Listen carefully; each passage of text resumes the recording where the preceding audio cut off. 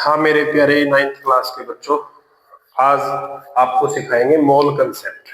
Okay, जो कि आपका चैप्टर है एटम्स एंड मॉलिक्यूल्स। उससे पहले आपको कुछ बेसिक्स जो है मोल कंसेप्ट के वो सीखने होंगे। ठीक है, जो कि पहले हम अपने बेसिक्स डिस्कस करेंगे और उसके बाद हम पूर्ण तरीके से मोल कंसेप्ट पढ़ेंगे। आप अच्छे से इस वीडियो को देखना, इसको सीखना, इसकी प्रैक्टिस करना, तो आपका मोल कंसेप्ट का कोई भी क्वेश्चन जो है वो नहीं रहेगा। आपका जो डर है मोल कंसेप्ट का वो सारा इस वीडियो को देखकर खत्म हो जाएगा। इस वीडियो के अंदर मैंने उन्हीं कंटेंट्स को रखा है जो मोल कंसेप्ट के लिए जरूरी है आपको समझने के लिए। इनके बगैर मोल कंसेप्ट आपको आएगा नहीं। ठीक है, तो डिस्कस करते हैं अभी मोल कंसेप्ट को और उसके बेसिक्स। सबसे पहले आपका बेसिक्स क्या है? एटम्स एंड मॉलिक्यूल जो है ये आपके चैप्टर का नाम है। तो इसके लिए क्या होता है ये एटम और क्या होते हैं मॉलिक्यूल, पहले ये सीखते हैं। एटम्स क्या होते हैं? Atoms the smallest unit of universe. Universe की, दुनिया की सबसे छोटी यूनिट को कहते हैं एटम्स। ठीक है, चाहे वो किसी भी मैटर से मिलकर बना है, कोई भी मैटर है उसका छोटे से छोटा अगर पार्टिकल देखोगे तो वो एटम मिलेगा। ठीक है, विच मे और मे नॉट इंडिपेंडेंटली एग्जिस्टेंस, जो अकेला आपको मिल भी सकता है। एटम एटम किसी के साथ भी मिल सकता है किसी अदर पार्टिकल्स के, और अकेला भी मिल सकता है। जैसे प्लेटिनम का हो गया, गोल्ड का हो गया, ये बहुत ही कम रिएक्टिव होते हैं इनके एटम्स और ये अकेले भी मिल सकते हैं। But always take part in a chemical reaction.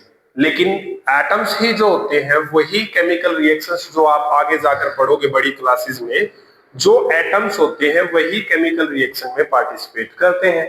Okay, atom is the smallest unit which can not seen by naked eye. हम अपनी आंखों से उनको बगैर, जो माइक्रोस्कोप्स है, अल्ट्रा माइक्रोस्कोप्स है, कंपाउंड माइक्रोस्कोप्स है, इनके बगैर हम इनको नहीं देख पाएंगे एटम्स को। Atom are building blocks of matter. Atom से ही जो आपका मैटर है वो बनते हैं, इसलिए कहा गया है building block of matter. Matter के लिए बिल्डिंग ब्लॉक रहता है। ठीक है, अब बात करते हैं भाई, मैंने यहाँ पर ये बताया कि इंडिपेंडेंट एग्जिस्टेंस जो है हो भी सकता है और नहीं भी। कुछ ऐसे एटम्स हैं जो कि आपको एटम की फॉर्म में ना मिलकर मॉलिक्यूल की फॉर्म में मिलेंगे। ठीक है, जैसे कि ऑक्सीजन हो गया, ये बहुत ज्यादा रिएक्टिव है। जैसे फ्लोरीन हो गया है, ये रिएक्टिव है। तो ये आपको एटम की फॉर्म में, यानी आपका नॉनली एग्जिस्टेंस नहीं मिलेगा इनका। ओके, इंडिपेंडेंट एग्जिस्टेंस आपको इनका नहीं मिलेगा। तो एटम तो आपको समझ में आ ही गया होगा। ठीक है, नहीं आया तो दोबारा सुन लेना, समझ में आ जाएगा। ओके, अब बात करते हैं एलिमेंट की। बहुत सारे बच्चे तो इसी बात में कंफ्यूज रहते हैं कि एटम्स क्या है, एलिमेंट क्या है, इनके बीच में क्या डिफरेंस है, कैसे बताएं हम एटम। एटम के जैसे एग्जांपल लिखा, hydrogen, helium, lithium, carbon, nitrogen, oxygen, fluorine, sodium, magnesium, ये सारे ही एटम्स के एग्जांपल है। लेकिन आपने देखा होगा एलिमेंट्स के भी एग्जांपल यही है, इनमें कोई तो फर्क है? बिल्कुल बेटे, जब इनमें डिफरेंस है तभी तो इनका नाम अलग अलग है। ठीक है, पहले एलिमेंट को पढ़ लेते हैं फिर इनका डिफरेंस बताते हैं आपको। Okay, elements are formed by same kind of atoms. पहली बात समझ में आ गई है, एलिमेंट्स जो होते हैं वो सेम काइंड के एटम्स से मिलकर बनते हैं। ठीक है, एटम से ही एलिमेंट बनते हैं, यानी एलिमेंट बड़ा हो गया, एटम छोटा हो गया। और एक ही तरह के एलिमेंट, जब एटम्स जो है वो कंबाइन होते हैं तभी एक एलिमेंट बनता है। लिखा भी है मैंने, कंबाइन विदाउट केमिकल बॉन्ड। भाई जो भी आपके एलिमेंट्स कंबाइन होंगे वो बिना केमिकल बॉन्ड के कंबाइंड होते हैं, वहां कोई केमिकल बॉन्ड नहीं होता। अभी बताएंगे आपको क्या होता है केमिकल बॉन्ड। कहने का मतलब उनमें कोई केमिकल इंटरेक्शन नहीं होता, जस्ट कॉम्बिनेशन होता है। ठीक है, वहां कोई केमिकल रिएक्शन नहीं होती। तो इसलिए यहाँ पर ये जो लाइन लिखी गई है कि यहाँ पर कोई केमिकल कॉम्बिनेशन नहीं होता। There is no chemical interaction between atoms. Atoms के बीच में कोई केमिकल इंटरेक्शन नहीं है, जस्ट टुगेदर जो है एटम्स के साथ में एक एक एटम, दो एटम मिलकर एक एलिमेंट बनाते हैं। ठीक है, जैसे मान लीजिए आपने हाइड्रोजन को लिया, कई सारे हाइड्रोजन के जो ये एटम्स हैं ये सारे आपस में मिलकर एक हाइड्रोजन का एलिमेंट जो है वो तैयार करते हैं। ठीक है, तो यहाँ इनके बीच में कोई केमिकल रिएक्शन नहीं हो रखी है, जस्ट इनको ऐड किया और एक एलिमेंट बन गया। ओके, अब आपको समझ आ गया होगा एटम और एलिमेंट में क्या डिफरेंस है। एटम जो है वो छोटी यूनिट है, एलिमेंट बड़ी यूनिट है, और एटम्स को जोड़ने से विदाउट केमिकल कॉम्बिनेशन जब एटम को हम ऐड करते हैं तो एक एलिमेंट जो है वो तैयार होता है। ठीक है, तो यहां पर एलिमेंट के example hydrogen, carbon, nitrogen, oxygen, fluorine, neon, argon, potassium, calcium, magnesium, zinc, ये सारे किसके एग्जांपल है? एलिमेंट के एग्जांपल है। लेकिन याद रखें इस एक एलिमेंट में कितने भी एटम्स हो सकते हैं, बहुत सारे एटम्स हो सकते हैं। ऐसे ही कार्बन में बहुत सारे एटम्स हैं, लेकिन यहां पर हाइड्रोजन का एक ही एटम है। ओके, एलिमेंट के अंदर एटम होते हैं, एटम के अंदर क्या होगा? कुछ नहीं है, तो छोटी यूनिट है दुनिया की सबसे। ठीक है ना, तो एलिमेंट आपको क्लियर हो गया होगा। ओके, अब बात करते हैं मॉलिक्यूल। मॉलिक्यूल क्या चीज है फिर?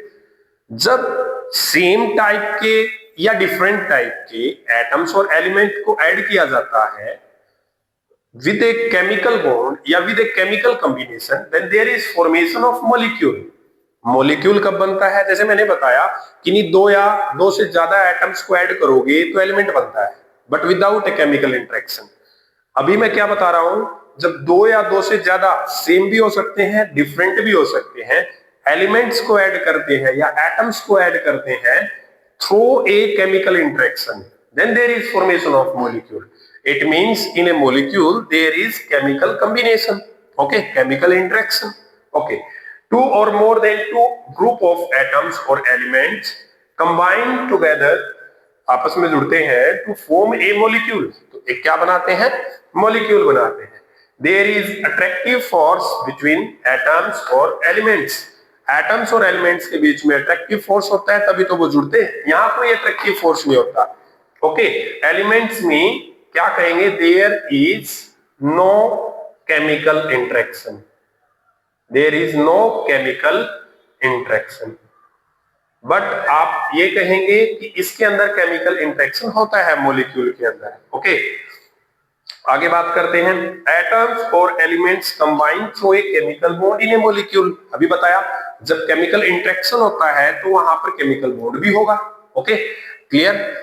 अब कुछ एग्जांपल्स हैं मॉलिक्यूल के, जैसे देखा आपने CO2, H2O, HCl, MgO, these are the molecules. कैसे बना?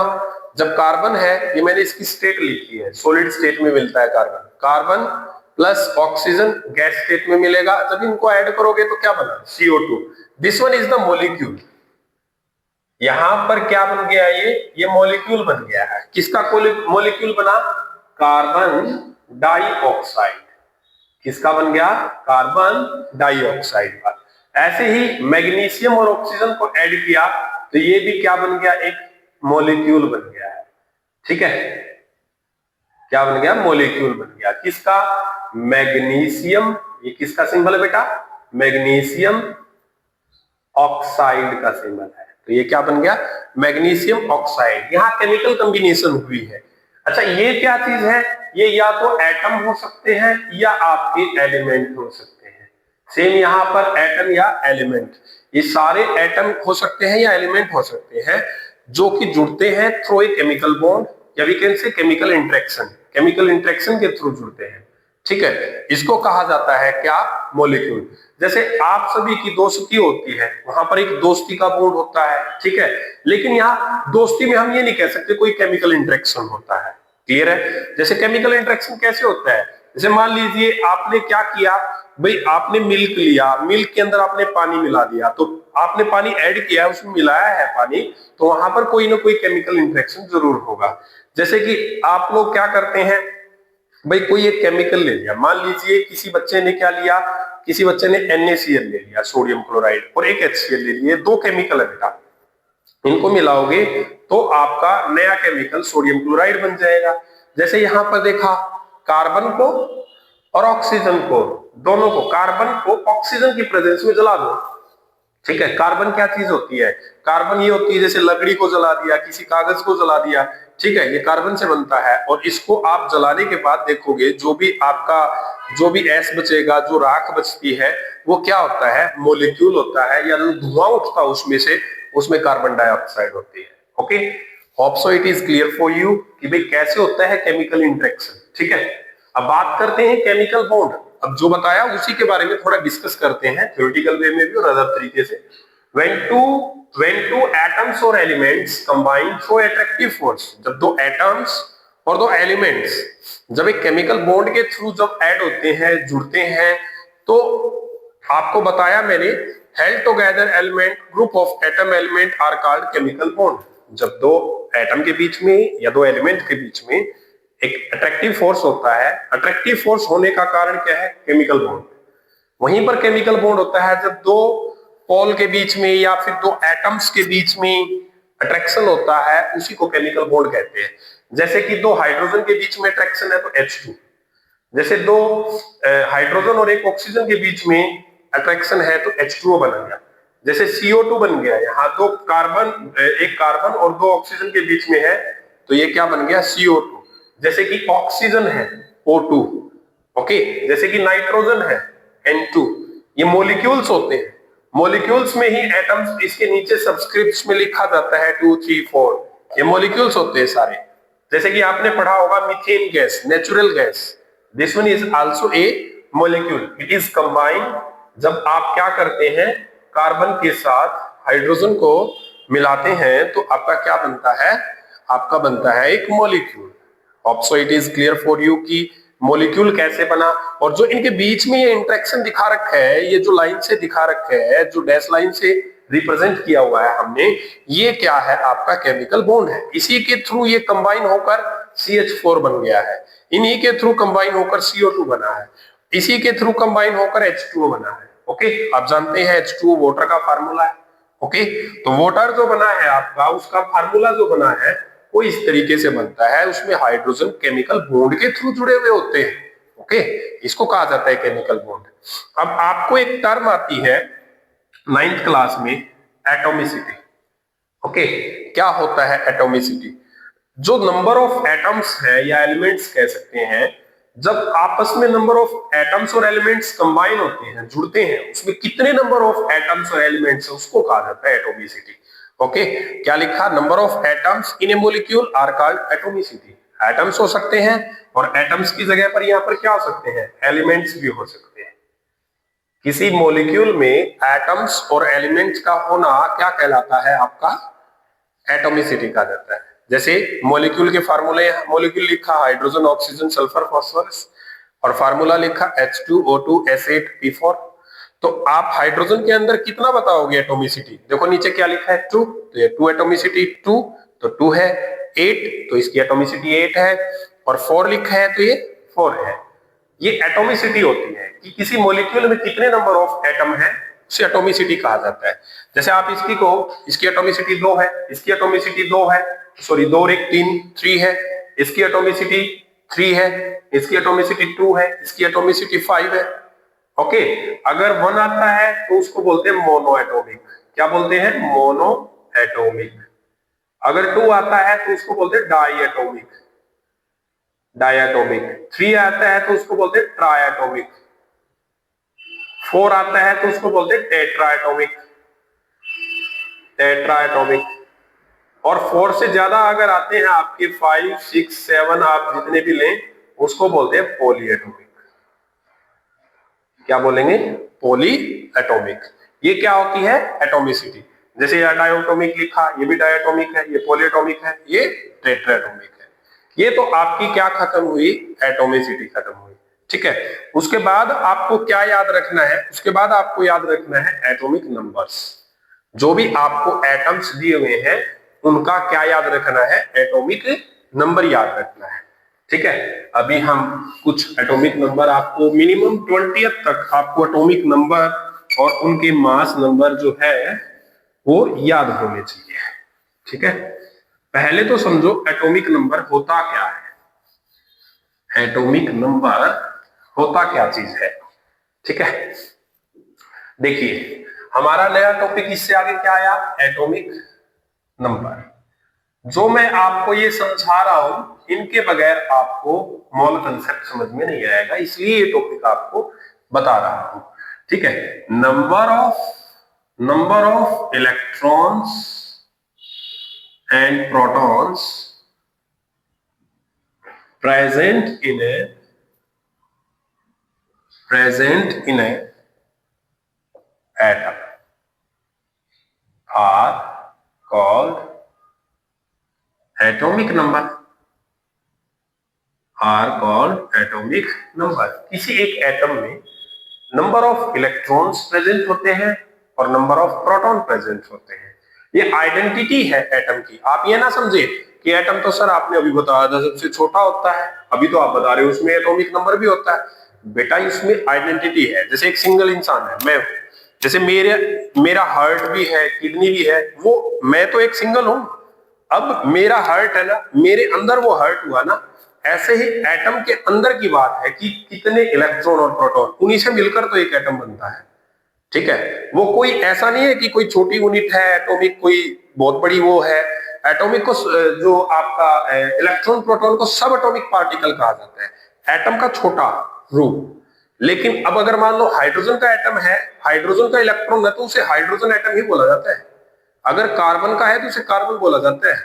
ठीक है, देखिए एटॉमिक नंबर जो होते हैं उनको याद करते हैं हम। ठीक है, एटॉमिक नंबर आपको 20 तक याद होने चाहिए। 1 2 3 4। ठीक है, यहां ये लिखा एटॉमिक नंबर, और यहां लिखा ये एलिमेंट या एटम लिख लो, दोनों ही ठीक है। यहां आप क्या लिखो, किस एटम का है, और यहां पर उसका सिंबल है। ठीक है, और इससे आगे हम लिख लें इसका मास नंबर। अभी आपको मास नंबर भी बता देंगे इसके बाद कि मास नंबर होता क्या है।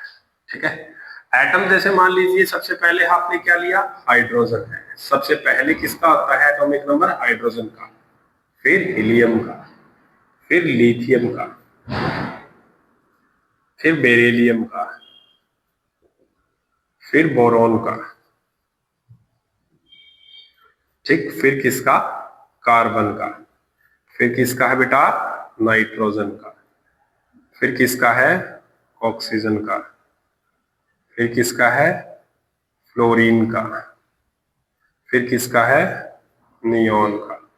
इनका सिंबल क्या होगा, हाइड्रोजन का H, हीलियम का He, लिथियम का Li, बेरिलियम का Be, बोरॉन का B, कार्बन का C, नाइट्रोजन का N, ऑक्सीजन का O, फ्लोरीन का F, नियोन का Ne। ये हो गई इनका क्या, सिंबल्स। अब इनके मास नंबर, हाइड्रोजन का मास नंबर 1 ही होता है। हाइड्रोजन का मास नंबर देखेंगे तो 1 ही मिलेगा। मास नंबर भी बता देते हैं क्या होता है। It is the sum of number of proton, या आप कह सकते हो इलेक्ट्रॉन, प्रोटॉन और इलेक्ट्रॉन के सम, प्रोटॉन और electron. It is the sum of proton with neutron. यानी मास नंबर जो होता है वो प्रोटॉन और न्यूट्रॉन को अगर आप ऐड करोगे तो आपका क्या निकल कर आएगा, मास नंबर निकल कर आएगा। बिल्कुल आसान है, अभी सिखाएंगे आपको। ठीक है, आप एक बार इनको याद रखो कि किसमें कितना होता है। हीलियम के अंदर कितना होता है बेटा, 4 होता है, इसका डबल कर देंगे। और इसका क्या करेंगे, डबल प्लस 1 7 होता है। इन दोनों का तो आपने एक्सेप्शन देखा, बाकी सब का इनमें डबल मिलेगा। जैसे कि आपने हाइड्रोजन का देखा 1 है, डबल नहीं हुआ।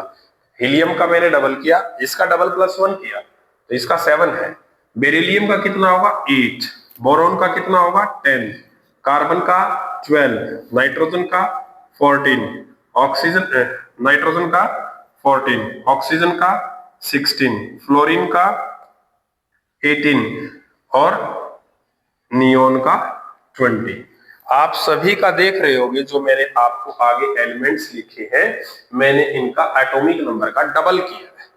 ठीक है, आप देख रहे होंगे 4 का डबल 8 हो गया, 5 का 10 हो गया, 6 का 12, 7 का 14, ऑक्सीजन जो 8 का 16 और 9 का 18 और 10 का 20 बन गया है। ओके, ये सारे क्या है, आपके मास नंबर है। अच्छा, आप ये कहोगे सर जैसे मान लीजिए ये 8 है, तो इस 8 में आप देखोगे मास नंबर 8 में प्रोटॉन की संख्या कितनी है, 4 प्लस, और न्यूट्रिएंट कितने बच गए, 4, तभी तो 8 बनेगा इसका। ये आपका क्या है, प्रोटॉन है, ये आपका न्यूट्रॉन है। ठीक है, मैंने आपको कहा number of electron and proton present in atom, atom के अंदर प्रेजेंट होते हैं, उसी को कहा जाता है क्या, एटॉमिक नंबर। ठीक है, अब जैसे मान लीजिए अगर आप ऑक्सीजन का कहो तो इसमें मास नंबर है ऑक्सीजन का, देखो आप कितना है 16, तो प्रोटॉन कितने हैं इसके अंदर 8 और न्यूट्रॉन कितने 8, तभी तो 16 बना।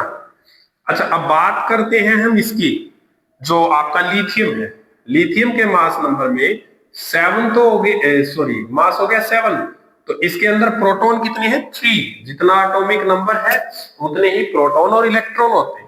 तो 3 प्लस कितना करें इसमें ऐड की 7 बने 4, तो ये हो गया 7। तो इसमें क्या है 4 न्यूट्रॉन है, इसमें कितने 4, इसमें भी कितने 4 न्यूट्रॉन है, और इसमें कितने 8 प्रोटॉन है, इसमें 8 तो क्या है बेटा प्रोटॉन, और न्यूट्रॉन कितने हैं वो भी 8 है आपके इसमें। ओके, ये आपको क्लियर हो गया होगा, मास नंबर जो होता है वो सम होता है प्रोटॉन का और न्यूट्रॉन का। ओके, अभी आप 10 और याद कीजिए, जब तक आपको ये याद नहीं होगा तब तक आपको मोल कंसेप्ट नहीं आएगा। ठीक है, ये क्लास मोल कंसेप्ट की है, और मोल कंसेप्ट तब तक नहीं आएगा जब तक आप इनको पढ़ोगे नहीं, जो मैंने अभी बताया आपको, ये सारे बेसिक कॉन्सेप्ट्स हैं। ओके, ऐसे ही आगे चलते हैं, एटॉमिक नंबर। ठीक है, एटम, फिर लिखा सिंबल, ठीक है, और फिर उसका मास। ठीक है, एटॉमिक नंबर में देखा आपका 11 आ गया है, फिर 12, फिर 13, 14, 15, 16, 17, 18, 19, 20। ओके, अब इनको देखो, एटम कौन कौन से बनेंगे, यहां पर सोडियम, यहां magnesium, sodium, magnesium, aluminium, silicon, phosphorus, sulphur,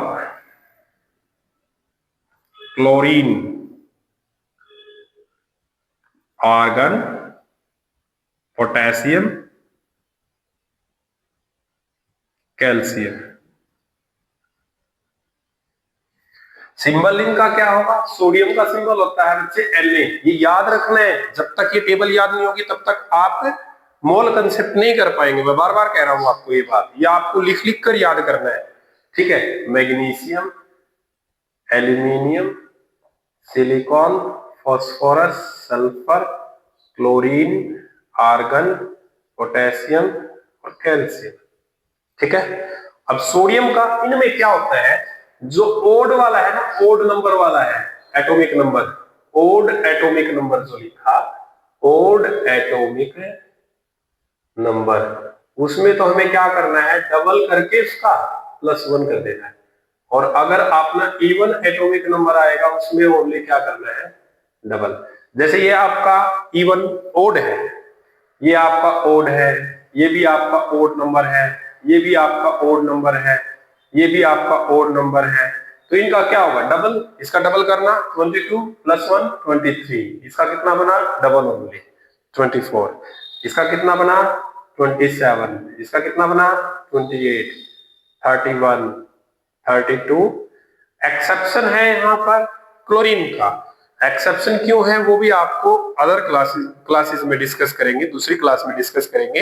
average atomic mass भी होता है, वो कैसे निकलता है। ठीक है, तो यहाँ पर इसका कितना होता है 35.5। ठीक है, आर्गन का कितना होगा 36, पोटेशियम का कितना होगा 39, और इसका कितना हुआ 40।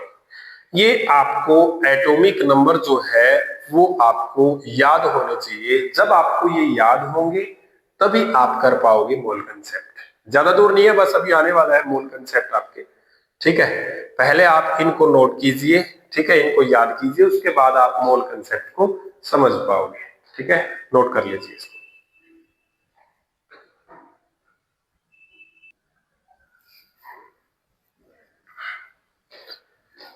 देखिए बेटा, अब डिस्कस करते हैं हम मोलिकुलर मास। क्या होता है मोलिकुलर मास? ठीक है, it is the sum of mass of all elements which are given in a molecule. जो भी आपके पास कोई भी मोलिक्यूल है, उस मोलिक्यूल में जितने भी एलिमेंट्स या एटम्स गिवन है, उनके मास के सम को कहा जाता है मोलिकुलर मास। मैंने जैसे एग्जांपल लिया है, ये आपके सारे मोलिक्यूल्स हैं। अभी हम इनका मोलिकुलर मास निकालना सीखेंगे। इसके बगैर आपको मोल नहीं आएगा समझ में, ठीक है ना? तो आप सीखिए। जैसे मोलिकुलर मास में CH4 है, तो मास ऑफ कार्बन प्लस, और साथ में क्या है 4 है, 4 इंटू मास ऑफ हाइड्रोजन। ऐसे ही आप इसका निकालेंगे तो कैसे निकलेगा? मास of 2 into mass of hydrogen plus mass of sulphur plus 4 into mass of oxygen. ऐसे ही इसका mass of sodium plus mass of oxygen plus mass of hydrogen. ऐसे ही इसका मास of hydrogen plus mass of chlorine. Same तरीके से इसका mass of nitrogen plus mass 3 into mass of hydrogen. इस तरीके से अपना क्या निकाल पाएंगे हम? इनका मास। ऐसे ही ये mass of carbon plus 4 into mass of hydrogen. Okay, इस तरीके से हम क्या निकालेंगे? इनका मास निकालेंगे। ठीक है, जैसे अभी इसका निकालें तो इसका मास कैसे निकलेगा? मास ऑफ कार्बन कितना होता है? 12। अभी बताया था आपको, मास नंबर याद करना पड़ेगा आपको। कार्बन का 12 है, plus 4 into mass of hydrogen कितना है? 1। अगर आप इसको ऐड करोगे 12 प्लस 4 कितना आया? 16। और इसकी यूनिट क्या लिखनी है आपको? ग्राम। ठीक है, क्योंकि मोलिकुलर मास की यूनिट जो होती है वो आपकी यू में होती है, 16 यूनिट। ओके, ऐसे ही H2SO4 का निकालोगे तो क्या निकलेगा? 2 इंटू हाइड्रोजन है 1 प्लस मास ऑफ सल्फर कितना गिवन है? 32। ये अपने को याद है, ठीक है। और मास ऑफ ऑक्सीजन कितना आएगा? मास ऑफ ऑक्सीजन कितना होता है? मास ऑफ ऑक्सीजन 16। ओके, तो आप इसको ऐड करोगे तो ये बना 2 प्लस 32 प्लस 64, ये बना 98 यूनिट। कितना बना? 98 यूनिट। ओके, ऐसे ही मास ऑफ NaOH निकाला तो मास ऑफ सोडियम है 23, मास ऑफ ऑक्सीजन 16 प्लस 1, इसका निकालेंगे तो ये आएगा आपका 40 यूनिट। कितना आएगा? 40 यूनिट। ओके, ऐसे ही मास ऑफ HCl निकालेंगे 1 प्लस 35.5, 36.5 यूनिट। ओके, ऐसे ही मास ऑफ NH3। देखिए, एक एग्जांपल नहीं है, बहुत सारे एग्जांपल लिए हुए हैं। आपको मास आना चाहिए, कैलकुलेट करना है यहां से। मास ऑफ नाइट्रोजन कितना है आपका? 14, और 3 into mass of hydrogen 1, mass of hydrogen कितना है? 1, तो 14 प्लस 3 कितना आया? 17 यूनिट। ओके, ऐसे ही मास ऑफ CH4 निकालेंगे। कार्बन का कितना है? 12 प्लस 4 इंटू 1 कितना आया? 12 plus 4, it will become 16 unit. इस तरीके से अपने को मास निकालना आना चाहिए, मोलिकुलर मास निकालना आना चाहिए, तभी आप इसको अच्छे से समझ पाओगे। ओके, ग्राम एटॉमिक मास ये क्या है?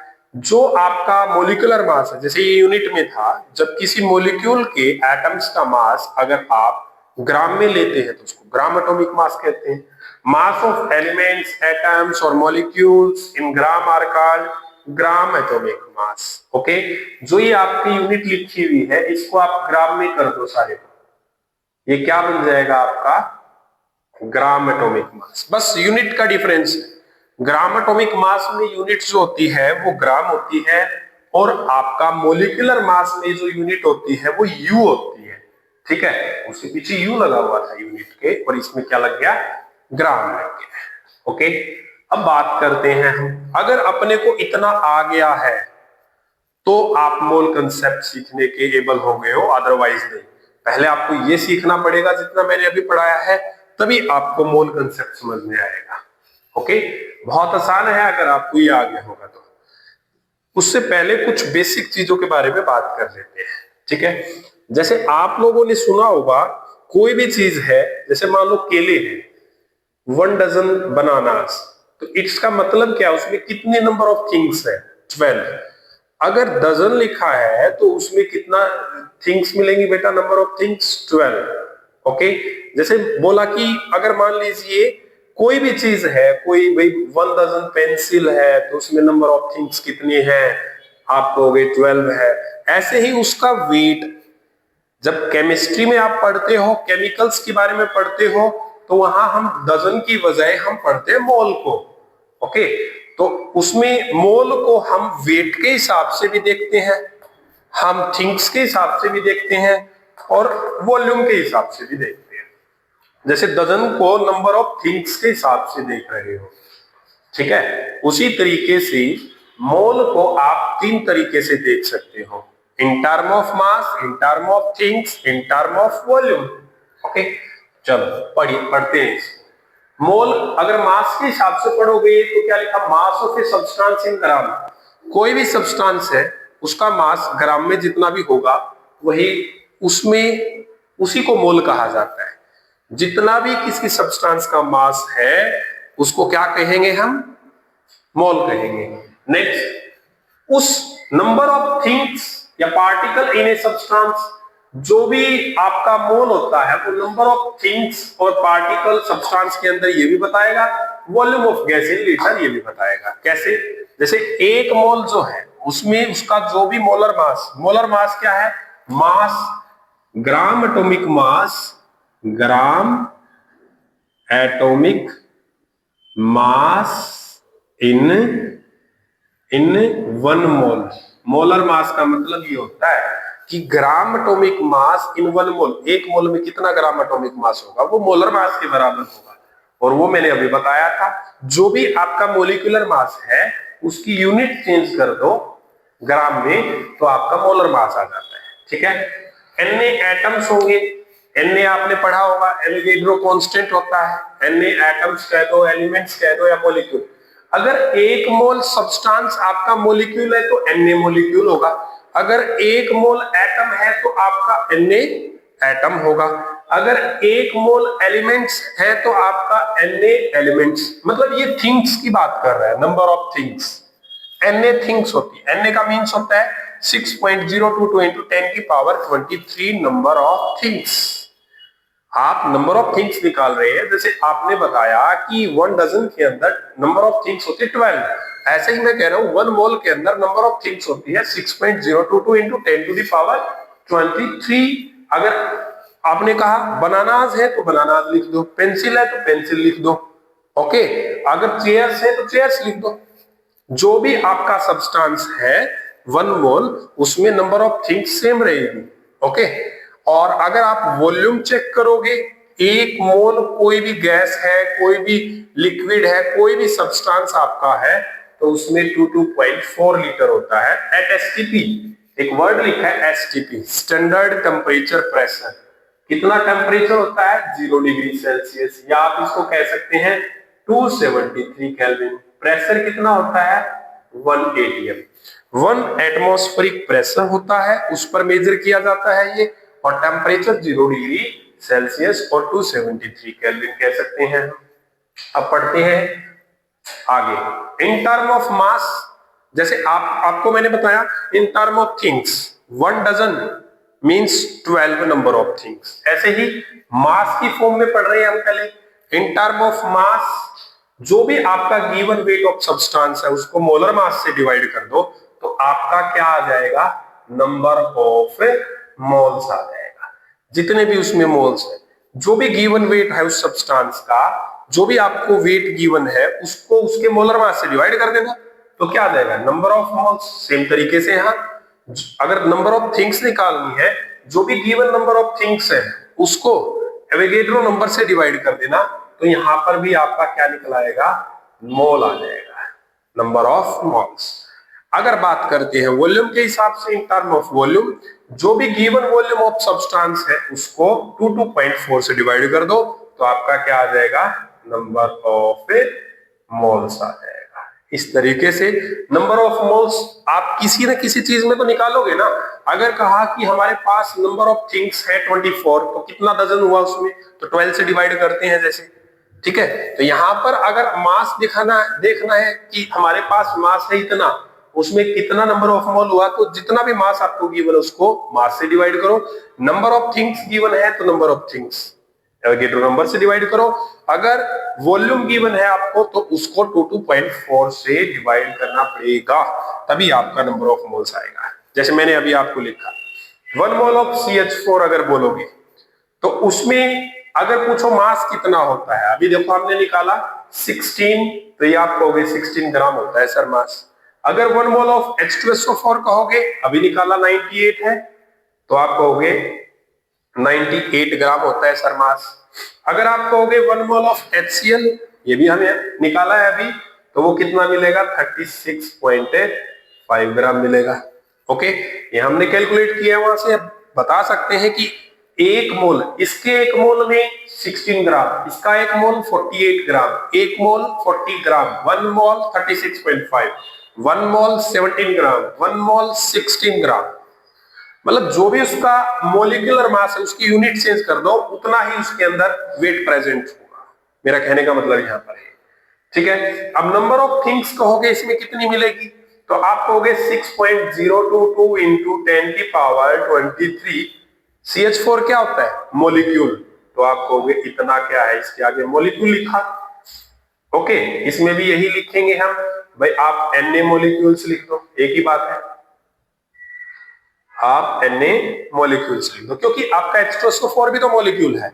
आप यहां पर इसका भी लिखेंगे क्या, Na मोलिक्यूल्स। अगर कोई कहे कि हमारे पास ऑक्सीजन एटम है, 1 मोल ऑफ ऑक्सीजन एटम, तो हम क्या लिखेंगे, कितना आएगा उसके अंदर, तो आप लिखोगे 16 ग्राम, और इसके अंदर आप कहोगे कितना नंबर ऑफ थिंग्स है 1 मोल ऑफ ऑक्सीजन एटम में, तो आप लिखोगे इसके अंदर 6.022 into 10 to the power 23 atoms. आप कहोगे सर यहां पर तो 1 मोल ऑक्सीजन एटम लिया है। बेटे 1 मोल ऑफ ऑक्सीजन एटम तो लिया है आपने, लेकिन उसकी अमाउंट कितनी है, 1 मोल, तो 1 मोल में इतने एटम्स आपको मिलेंगे। ओके, ये तो आपने ये बताया कि हमने ऑक्सीजन के एटम्स है, इसमें 1 मोल ऑक्सीजन लिया है हमने, उसमें इतने नंबर ऑफ एटम्स तो आपको मिलेंगे, ये तो नंबर ऑफ थिंग्स है उसके अंदर। ओके, अगर कहोगे सर इसका वॉल्यूम कितना मिलेगा, तो मैं आपको कहूंगा इसका वॉल्यूम चेक करोगे तो 2.4 लीटर इसका क्या मिलेगा, वॉल्यूम मिलेगा। ओके, जिस भी हिसाब से आपका मोल आप पूछ रहे हो, आप मोल की यूनिट दोगे, मोल दोगे, उसी हिसाब से उसी टर्म में हम इसको कैलकुलेट कर लेंगे। ओके, अभी हम नंबर ऑफ क्वेश्चंस करते हैं मोल कंसेप्ट के, उसके हिसाब से आपको और भी क्लियरिटी आएगी। पहले इसको समझिए, इसको नोट कीजिए, इसको याद कीजिए, फार्मूलाज को बार बार रिवाइज कीजिए, तभी होगा आपसे। ओके,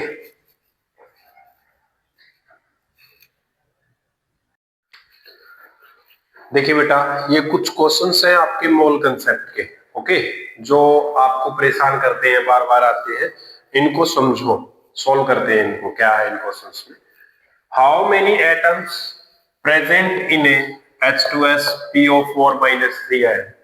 इसके अंदर कोई भी ऐसा नहीं है कि आपको कोई मोल का फार्मूला लगाना है, इसमें तो डायरेक्ट एटम पूछा हुआ है, ठीक है। तो आप देख सकते हैं H2S जो है इसके अंदर कितने एटम है, 2 और 1 3, इसके अंदर 3 एटम्स है। यहां पर कोई अमाउंट तो नहीं गिवन है, ओके, तो आप डायरेक्ट कह सकते हैं 3 एटम्स है। और अगर आप कहोगे कि PO4-3 में कितने एटम्स हैं, तो आप कहोगे 4 और 1 5 एटम्स है। क्या कहेंगे, कितने एटम्स हैं, 5 एटम्स। बिल्कुल सिंपल है आपके लिए। अब ये क्वेश्चन है मोल कंसेप्ट जो आप फार्मूले से निकालते हैं, what mass of CO2 will contain, CO2 का कितना मास है 3.011 into 10 to the power 23 molecules के अंदर। ओके, तो आप देखिए किसका रिलेशन है, ये mass with respect two molecule का रिलेशन है। ठीक है, और आपको निकालना है वेट, मास निकालना है। तो सबसे पहले आप CO2 का जो जनरल मास है वो निकालें। क्या करें हम, mass of CO2 is equal to, आप क्या करोगे, मास ऑफ कार्बन प्लस में 2 इंटू मास ऑफ ऑक्सीजन। तो कितना आएगा, मास ऑफ कार्बन है 12 प्लस 2 इंटू 16, कितना आया 44 ग्राम। ओके, तो 44 ग्राम जो आपका वेट आया है, इसमें कितने मॉलिक्यूल्स होते हैं, Avogadro number of molecule, we can say 6.022 into 10 to the power 23 molecules of CO2 is equal to 44 ग्राम। जो आपके क्वेश्चन में पूछा गया है उसी का रिलेशन हमें देखना है, यहाँ मास और आपका मॉलिक्यूल्स का रिलेशन है। तो हमने मास कैलकुलेट करना है, तो हमें जो पता है कि CO2 का मास 44 ग्राम है, और आप कह सकते हैं कि इतने मॉलिक्यूल्स में 44 ग्राम होता है। ओके, क्योंकि हमें वेट निकालना है, मास निकालना है, तो हमने उसको राइट साइड रखना है। जो निकालना होता है उसको राइट साइड रखते हैं यूनिटरी मेथड से, आपको पता ही होगा। ठीक है, फिर आप निकालेंगे कि एक मॉलिक्यूल जो CO2 का होता है उसमें कितना होगा, 44 divide by 6.022 into 10 to the power 23, और फिर आपको जो गिवन अमाउंट है आप उसका निकाल लीजिए, 10 to the power 23 molecule of CO2। तो इसका क्या बन पाएगा, 44 divide by 6.022 into 10 to the power 23 into 3.011 into 10 to the power 23। Okay, तो 23 पावर 23 कैंसिल हो गया। अगर आप इसको सॉल्व करोगे तो यहाँ नीचे 2 आएगा, और इसको सॉल्व करोगे तो यहाँ 22। तो आप कह सकते हैं कि 22 ग्राम जो है CO2 मिलेगा आपको इतने मॉलिक्यूल्स के अंदर। बिल्कुल सिंपल है, आपने आराम से इसका जो रिलेशन गिवन है उसमें से आपको मोल वाला रिलेशन रिलेट करना है। जैसे मास ऑफ CO2 कितना होता है, 44 ग्राम, कितने में, 1 मोल में, और 1 मोल कितने के बराबर होता है, एवोगैड्रो नंबर्स के। तो आप जो मॉलिक्यूल है उसको इक्वल रखेंगे मास के, मॉलिक्यूल को इक्वल रखेंगे मास के, क्योंकि मॉलिक्यूल से मास पूछा है, वो रखा हमने और इसको सॉल्व कर लिया। ओके, तो तुम भी इसको सॉल्व करके देखना। ठीक है, अब है how many gram of H2SO4 present in 0.25 mole of H2SO4। Relation किसका है, मोल के साथ वेट का रिलेशन है। ओके, तो हम सबसे पहले तो निकालेंगे H2SO4 का वेट, क्योंकि आपको वेट का रिलेशन चाहिए ना, वेट यहाँ पर निकालना है आपको, तो आप जनरल निकालिए पहले। तो आप कहोगे मास ऑफ H2SO4 जो है वो क्या होगा, mass of 2 into mass of hydrogen plus mass of sulphur plus 4 into mass of oxygen. तो ये कितना बना, हाइड्रोजन का होगा 2 into 1 plus mass of sulphur कितना है 32 plus 4 into mass of oxygen 16। तो 2 plus 32 into 64 is equal to 98 gram. कितना बन गया आपका, 98 ग्राम। अब उसके बाद आपका ये वेट आ गया है और आपको रिलेशन चाहिए मोल के साथ, तो आप कहोगे 98 ग्राम ऑफ H2SO4। सॉरी, आपको वेट निकालना है तो राइट साइड रखेंगे, तो आप लिखोगे 1 मोल ऑफ H2SO4 बराबर है 98 ग्राम। ओके, और फिर किसका निकालना आपको, 0.25 मोल में, तो आप कहोगे 0.25 mole of H2SO4 is equal to 98 into 0.25। तो आंसर क्या आ जाएगा आपका, 24.5 नियर बाई ये आंसर आएगा आपका, कि इसके अंदर इतने ग्राम जो है वेट मिलेगा आपको। ओके, बिल्कुल सिंपल है। पहले इसमें आपको मोल गिवन था और मास पूछा था, तो आप 1 मोल का निकाले। यहां पर भी हमने 1 मोल के लिए जो मॉलिक्यूल होते हैं वो लिखा है। ओके, सेम क्वेश्चन यहां पर है, 52 ग्राम of helium contain how many atoms. अब की बार वेट वर्सेस एटम्स का पूछा है, लेकिन हीलियम भी अपना एटम ही है। ओके, अब बात क्या है, 52 ग्राम गिवन है, तो आप ये तो आपको वेट गिवन है, आप एटम्स निकाले 1 मोल के अंदर। हम सबसे पहले 1 मोल के हिसाब से एटम्स को देखेंगे। ओके, तो आप देखें इसके 1 मोल में कितना ग्राम होता है, ग्राम और एटम्स का रिलेशन है। तो हम कहेंगे जो आपका हीलियम है, मास ऑफ हीलियम बराबर है 4 ग्राम। ओके, और as we know 4 gram of helium is equal to how many atoms? 6.022 into 10 to the power 23 atoms. Mass of helium जो है 4 ग्राम के अंदर इतने एटम्स होते हैं। ओके, क्योंकि ये ही तो इसका मोलर मास है, इस मोलर मास में इतने एटम्स होंगे। और आप 1 ग्राम ऑफ हीलियम निकालोगे तो क्या बनेगा 6.022 into 10 to the power 23 divide by 4 atoms.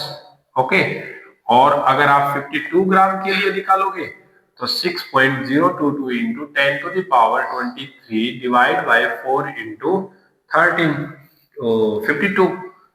ठीक है, तो ये काटोगे तो 13 आया।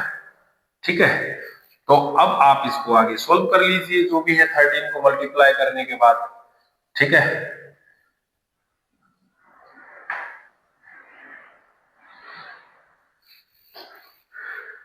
कितना बनेगा 6 से 6 3 18 6 कम 6 3 9 98। ठीक है, 98.266 into 10 to the power 23 atoms. Last में इसकी जो यूनिट रहेगी वो एटम्स रहेगी।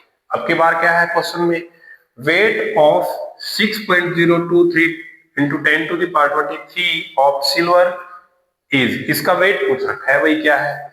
तो देखो क्या है, ये आपको जो गिवन है ये 1 मोल ऑफ वेट के अंदर प्रेजेंट होता है, बिल्कुल। तो 1 मोल ऑफ, आप लिखिए सबसे पहले 6 मोलर मास ऑफ वेट निकालना है ना, तो molar mass of silver given है आपको 108 ग्राम, यूनिट में गिवन है तो आपको एटॉमिक वेट गिवन है। ओके, तो अब क्या करेंगे, आपको इसका आप क्या करोगे, मोलर मास ऑफ Ag 108 हो गया। तो आपको खुद पता है कि जो इसका मोलर मास है उसके अंदर मोलर मास ऑफ Ag जो है 108 है, इसके अंदर क्या है 6.022 into 10 to the power 23 atoms. और पूछा क्या है आपसे, वेट, तो इसके अंदर वेट पूछा है तो वो आपका आंसर आ गया 108 ग्राम। ओके, आपसे मोलर मास के अंदर ही यहां पर वेट ऑफ जो आपका एवोगैड्रो नंबर है उसी के अंदर इसने वेट पूछा है, तो उसके मोलर मास के बराबर होगा, इसका मोलर मास 108 है, इसलिए हमने इसको ये लिख लिया। ठीक है, next question, the number of carbon atom in 1 gram of CaCO3 is, बिल्कुल सिंपल है क्वेश्चन। आपको the number of carbon atom निकालना है 1 ग्राम ऑफ CaCO3। ओके, यानी यहां पर वेट वर्सेस किसका रिलेशन है, एटम्स का है, but CaCO3 is the molecule. ये देखो यहां पर ये वेरिएशन है, ये क्या है, मोलिक्यूल है, तो यहां पर मोलिक्यूल का रिलेशन निकलेगा, उसके बाद आपका नंबर ऑफ एटम्स का निकलेगा। तो सबसे पहले आप क्या करें, मोलर मास निकालें, किसका, मोलर मास ऑफ CaCO3।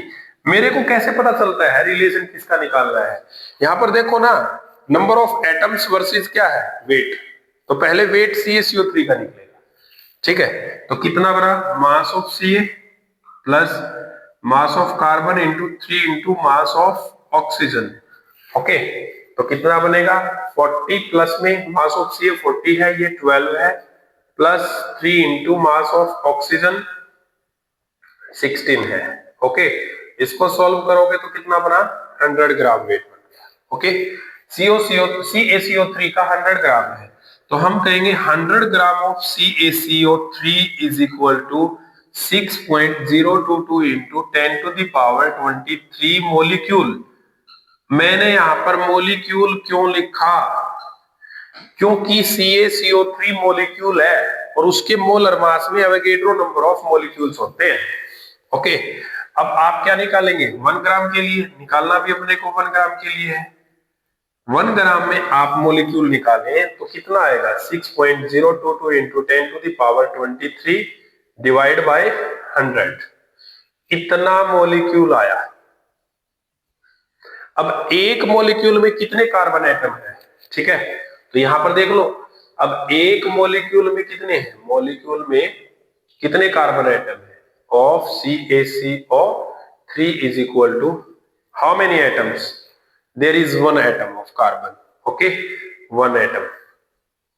और जो आपको निकाले हैं आपने इतने मॉलिक्यूल्स में कितने होंगे, इसको 1 से गुणा कर दो तो सेम बन गया आपका 6.022 इंटू 10 टू द पावर 100 को ऊपर लेकर जाओगे माइनस में हो जाएगा, ये बच गया 21। यहां पर क्या लिखोगे अब, एटम्स, क्या लिखेंगे, एटम्स, ओके। क्योंकि इस CaCO3 के मॉलिक्यूल में एक ही एटम है किसका, कार्बन का, ठीक है। मॉलिक्यूल में एटम निकालकर फिर उसको हम मल्टीप्लाई करते हैं जो हमारे मॉलिक्यूल्स आए हैं उनसे, ठीक है। चलो और भी क्वेश्चंस डिस्कस करते हैं, प्रैक्टिस करो आप पहले। अब देखिए कुछ क्वेश्चंस और है आपके सामने जिससे आपकी प्रैक्टिस और बेटर बनेगी, ओके। क्वेश्चन क्या है अपना, 20.8 gram of BaCl2 on reaction with 9.8 gram H2SO4 produce 7.3 gram HCl and some amount of BaSO4. The amount of BaSO4 is, देखिए आप पहले तो आप ये लिखिए कि किस किस को रिएक्ट किया गया है, BaCl2 को रिएक्ट किया गया है H2SO4 के साथ, ओके। और बना क्या है आपका, HCl बना है आपका, और साथ में क्या बना है आपका, BaSO4 बना है, ठीक है। क्वेश्चन है ये, इसको बैलेंस करेंगे तो आप देख रहे होगे यहां 2HCl होगा बैलेंस करने पर, ओके। तो वेट जो है आपका इसका कितना गिवन है आपको, 20.8 ग्राम, और H2SO4 का है 9.8 ग्राम, ओके। और इसने बताया कि अपने पास HCl का 7.3 ग्राम वेट जो है वो अपने को मिला है, और BaSO4 का हमें निकालना है। आप law of conservation of mass को जानते होंगे कि मास ऑफ रिएक्टेंट जो होता है, मास ऑफ रिएक्टेंट जो होगा वो इक्वल होगा मास ऑफ किसके, प्रोडक्ट के। तो आप रिएक्टेंट का टोटल मास देखिए कितना है, 20.8 plus 9.8, okay, 8 plus 8 16, okay, 9 plus 10 और 2 प्लस 1 3, तो ये कितना बना आपका 30.6, ओके। तो आपका टोटल जो रिएक्टेंट का वेट है ये क्या है, वेट ऑफ रिएक्टेंट बन गया, कितना है 30.6 ग्राम, और प्रोडक्ट का भी 30.6 ग्राम होगा, ठीक है। तो आप एक काम कीजिए, ये रिएक्टेंट है, प्रोडक्ट है 7.3, तो इसका हो गया, तो आप 30.6 में से इसका वेट कितना आएगा, 30.6 माइनस 7.3, अगर आप इसको सब्ट्रैक्ट करोगे तो कितना आएगा, 6 minus 3, 3.10732, 23.3 gram weight of BaSO4 जो है वो बनेगा इसके अंदर, ओके। समझ आ ही गया होगा आपको। Law of conservation of mass लगाओगे, मास ऑफ रिएक्टेंट प्रोडक्ट के इक्वल होता है, टोटल मास ऑफ रिएक्टेंट आप यहां से कैलकुलेट किया तो 30.6 ग्राम आया, तो ये वेट ऑफ रिएक्टेंट हो गया। ये वेट ऑफ रिएक्टेंट है तो ये किसके बराबर होगा, वेट ऑफ प्रोडक्ट के बराबर होगा, और प्रोडक्ट के बराबर होगा तो 7.3 तो आपको पता है पहले से ही HCl का है, तो BaSO4 का कितना होगा 23.3 ग्राम। आप सॉल्व करोगे तो, okay. Number of atoms in 4.25 gram of NH3 near, number of atoms पूछा है। पहले तो वेट का रिलेशन एटम के साथ है, लेकिन ये क्या है आपके पास, मॉलिक्यूल है, ओके। तो आप क्या कीजिए, वेट और मॉलिक्यूल का रिलेशन देखिए, ओके। तो पहले आप क्या निकालेंगे, mass of NH3, mass of NH3 कितना है आपका, mass of nitrogen plus 3 into mass of hydrogen, nitrogen का 14 प्लस 3 इंटू 1 कितना बना, 17 ग्राम बन गया, ओके। तो हम कह सकते हैं 17 ग्राम के अंदर जो है 17 ग्राम ऑफ NH3, इसके अंदर 6.022 into 10 to the power 23 molecules है, ओके। क्योंकि आपको मॉलिक्यूल्स का एटम्स का निकालना है, लेकिन पहले हम NH3 देखें ना क्या है, NH3 मॉलिक्यूल है, तो आपका जो भी गिवन वेट, जो भी आपका मोलर मास है, उसके अंदर आपके मॉलिक्यूल्स प्रेजेंट होंगे, क्योंकि मोलर मास आपका किसका है, NH3 का, ये मॉलिक्यूल है। तो अब आपको 4.25 ग्राम के लिए पूछा है, 4.25 ग्राम ऑफ NH3, ये कितना बनेगा, 6.022 into 10 to the power 23 divide by 17 into 4.25, ये क्या बन गया, इतना मॉलिक्यूल बन गया। ओके, अब एक मॉलिक्यूल में देखो कितने आपके एटम्स हैं, एक मॉलिक्यूल में 3+1 4 एटम्स हैं। आप NH3 के एक मॉलिक्यूल में कितने एटम्स हैं, 4 एटम्स हैं। तो जितने भी मॉलिक्यूल्स आए हैं उसको आप 4 से मल्टीप्लाई कर देंगे तो टोटल एटम्स आ जाएंगे। तो यहाँ पर आपके जितने भी 4.25 ग्राम में एटम्स हैं वो सारे आ जाएंगे इसमें आप मल्टीप्लाई करोगे तो, क्योंकि आपने मॉलिक्यूल को किस में कन्वर्ट कर लिया, एटम में कर लिया। इसको सॉल्व करोगे तो आपको इसका आंसर जो है वो मिल जाएगा। Next, the mass of one carbon atom is, simple सी बात है, मास पूछा है ना वन कार्बन एटम का। तो आप एक बात सोचें, आपको जो मास पता है वो एक कार्बन का 12 ग्राम है, वो किसका पता है, 1 मोल ऑफ कार्बन एटम का पता है। ठीक है, तो आप क्या करेंगे, mass of 1 mole of carbon atom आप लिख सकते हैं एटम वर्सेस किसका रिलेशन है, मास का, वेट का। तो आप कहोगे कि 6.022 into 10 to the power 23 atoms of carbon बराबर है, किसके बराबर है, 12 ग्राम। ओके, इतने एटम्स में 12 ग्राम होते हैं, न कि एक कार्बन में 12 ग्राम। ये गलत है, एक कार्बन में 12 ग्राम नहीं होते, इतने एटम्स में 12 ग्राम होते हैं। ठीक है, अगर एक एटम का निकालोगे तो आप जानते ही हैं क्या करोगे, 12 को डिवाइड करोगे 6.022 इंटू 10 की पावर 23 से। ओके, तो आपका यहां पर जितना भी वेट होगा एक एटम का वो आ जाएगा। आप खुद सोच के देखिए, एक एटम इतना होता है कि आप उसको देख तक नहीं सकते हो, दुनिया की सबसे छोटी यूनिट है। अगर उस एक एटम में 12 ग्राम होने लगे तो आप देख लोगे, इसका मतलब 12 ग्राम वेट तो देखा जा सकता है बेटा। ठीक है ना, तो एक एटम का वेट निकालोगे तो इस तरीके से आपका निकलेगा।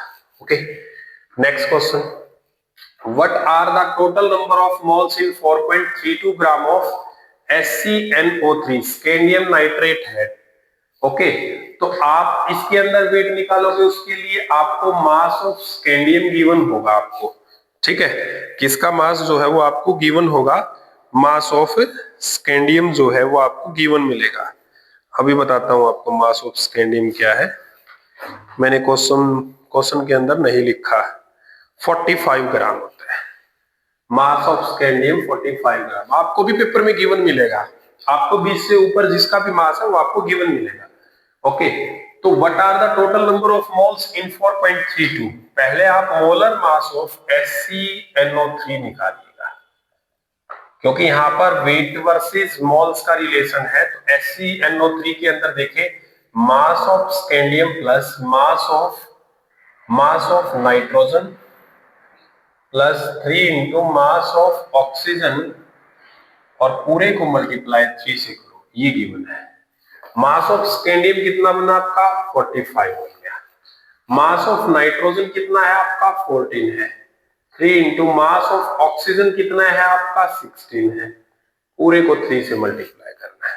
ओके, तो आप देखें 45, तो यहां पर इसको 14 के अंदर 48 बन गया, और इसको सोल्व करोगे तो ये 2, 8 और 4 12, ओके, 4 और 1 5 और 1 6, 62, और इसको 3 से मल्टीप्लाई कर लो। मैं पहले इतने को सोल्व कर रहा हूं। ओके, इसको 3 से मल्टीप्लाई कर लो, 186 में इसको ऐड कर लो, क्योंकि ये तो ऐड करना पड़ेगा आपको मल्टीप्लाई करके। ठीक है, 231 ग्राम आ गया है, इसका जो मोलर मास आया 231 ग्राम जो है वो आ गया है। ठीक है, तो अब आप क्या करेंगे, तो आप कहेंगे आपको निकालना क्या है, टोटल नंबर ऑफ मोल्स। तो आप क्या कहोगे, 231 gram of HCnO3 is equal to 1 mole. इसके मोलर मास में 1 मोल लिख दिया मैंने, ठीक है। जो आपको गिवन है 4.32 gram of HCnO3 is equal to 1 divide by 231 into 4.23 mole, ये बन जाएगा आपका। इसमें जितना भी मोल आएगा आप इसको सॉल्व कर लो, ठीक है। नेक्स्ट क्या है आपका, how many moles of electron way 1 kilogram, और आपको मास ऑफ इलेक्ट्रॉन आपको याद ही होगा, ठीक है, 9.1 into 10 to the power minus 31 kilogram होता है। ओके, ये मास ऑफ इलेक्ट्रॉन है, 1 इलेक्ट्रॉन का मास है आपका। ओके, तो 1 किलोग्राम का ये पूछ रहा है, how many moles of electron way 1 kilogram. तो आप ये मोलर मास दिया हुआ है, तो आप क्या कहोगे, मास ऑफ इलेक्ट्रॉन जो है वो कितना है, 9.1 into 10 to the power minus 31 kilogram, ठीक है। ये 1 मोल का है। ओके, तो इसमें कितना मोल है, आप ये लिखिए 9.1 into 10 to the power minus 31 kilogram of electron बराबर है 1 मोल, और 1 किलोग्राम ऑफ इलेक्ट्रॉन बराबर है, क्या लिखा, 1 divide by 9.1 into 10 to the power minus 31 kilogram into यहाँ भी 1 किलोग्राम से कैंसिल, यहाँ पर जो भी आपका सोल्व करने के बाद आएगा वो आपका आंसर आ जाएगा। ओके, क्योंकि अपना रिलेशन क्या था, आपको वेट वर्सेस मोल निकालना है, तो वेट अपने को पता है, मोल हमने निकाल लिया है। नेक्स्ट क्वेश्चन क्या है, a sample of MgCO3 contain 3.01 into 10 to the power 23 gram magnesium ion and 3.01 into 10 to the power 23 CO3 minus 2 ion. The mass of sample is, आप एक काम करो, देखो ये सेम है, इन दोनों को जोड़ो, इन दोनों को जोड़ो, तो आप क्या कह सकते हो, 3.01 into 10 to the power 23 MgCO3 molecule बन जाएगा। अगर आप इसको जोड़ोगे, देखो Mg को और इसको जोड़ोगे CO3 माइनस 2 को, मैग्नीशियम कार्बोनेट बनेगा, और ये कितना बन जाएगा, जितने भी एटम्स ये हैं दोनों सारे जोड़ोगे आप, तो ये कितना मोलिक्यूल बन जाएगा।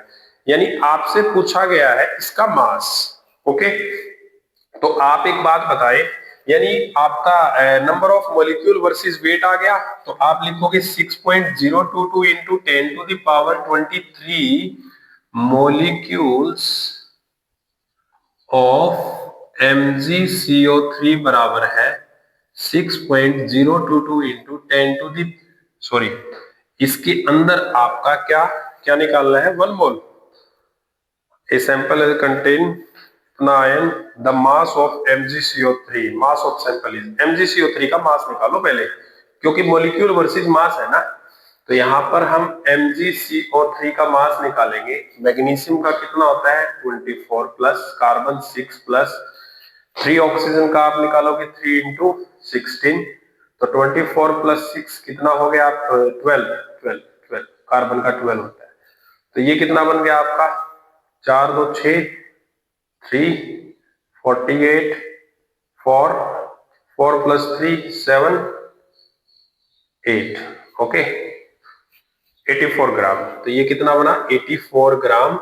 ओके, और आपका 3.011 into 10 to the power 23 molecules of MgCO3 निकालोगे, तो आप क्या करोगे 6.022